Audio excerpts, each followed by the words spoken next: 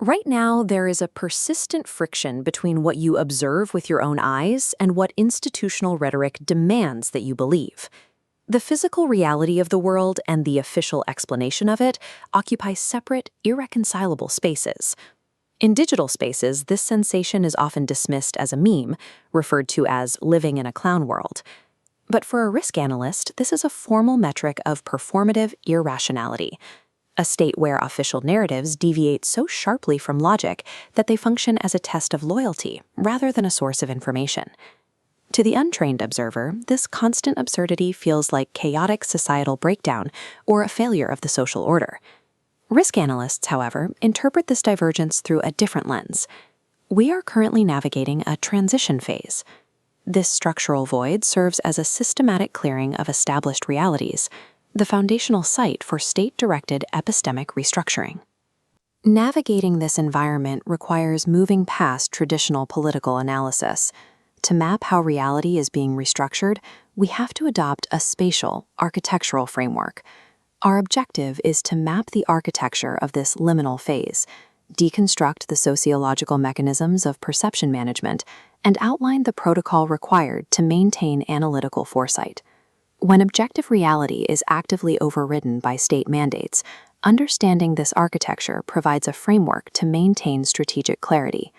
We conceptualize historical epochs as architectural spaces. Think of stable, settled eras as rooms. These rooms contain civilizational furniture, established traditions, and shared empirical truths. The space between these epochs is the hallway. This sterile conduit is the transit space of the transition phase.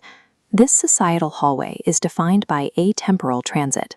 It is a state of suspension where the clocks of the previous era have stopped, but the timeline of the successor era remains unactivated.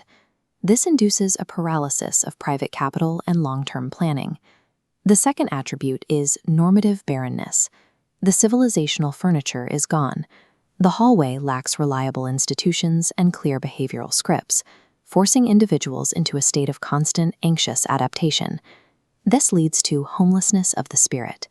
Existing in a space where one cannot dwell but only pass through breeds deep alienation.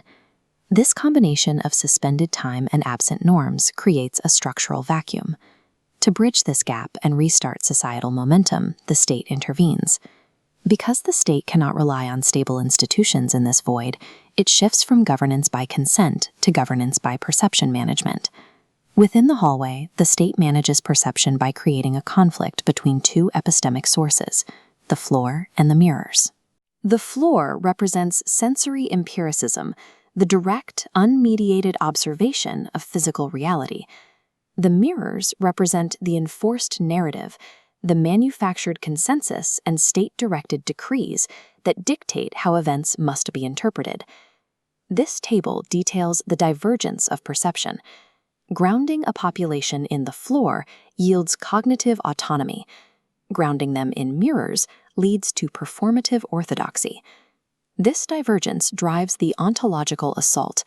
Trust is forcibly transferred from the individual's senses to the state's narrative machinery. This forces a choice between physical reality and social safety. By requiring citizens to affirm narratives that contradict the evidence of their own eyes, the state establishes a test of ontological compliance. This decoupling destroys the common ground required for social cohesion, entrenching a psychology of the besieged that makes populations easier to manage. To maintain this control, the state lines the walls of the hallway with a hall of mirrors, a deliberate architecture of recursive misinformation. First is recursive reflection. A single narrative is repeated until original context is lost. Volume replaces weight, saturating cognitive bandwidth. Second is visual distortion. The state utilizes warping reflections to present almost truths that are just a little bit off. This inversion treats a farce with existential gravity while treating serious societal decay as a joke. Warping the proportions of reality erodes the individual's sense of priority. The third mechanism is fragmented perspectives. Reality is shattered into infinite conflicting reflections. This ensures no two observers see the same hallway. Because every citizen is reacting to a different distortion, collective resistance becomes structurally impossible. Together, these mechanisms constitute institutional gaslighting. The constant friction between direct observation and official reflections induces a state of chronic psychological exhaustion, allowing the state to secure total narrative hegemony. To provide accurate foresight, the analyst must look beneath surface-level absurdity to measure actual institutional stability. We apply specific metrics to filter the noise. The first is tracking narrative divergence ratios, the quantified gap between mandated reflections and empirical floor data. The second is tracking volatility indices. We measure the frequency of official decrees that require the active and public denial of sensory evidence. These metrics differentiate a managed transition from structural decay. In transition, absurdity is a managed deception, a temporary bridge to install new norms. In decay, the social contract fails. Physical constraints like resource scarcity override the state's narrative management.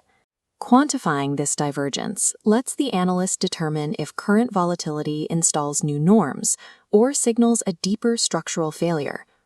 Navigating the hallway requires a final operational protocol: optical sovereignty. Optical sovereignty is the clinical discipline of maintaining cognitive autonomy and trusting unmediated observation despite high-noise conditions. Commitment to sensory empiricism, auditing narrative divergence, and resisting ontological compliance. The ultimate anchor for foresight is the floor. These are the axiomatic constraints, such as resource scarcity and biological reality, that exist beneath the reflections. No matter how aggressively the state manages the mirrors of the hallway, it cannot optimize away these physical constraints. While the state attempts to colonize truth, the floor is the reality that survives the transit. The analyst's task is to maintain sight of that foundation to ensure foresight remains grounded.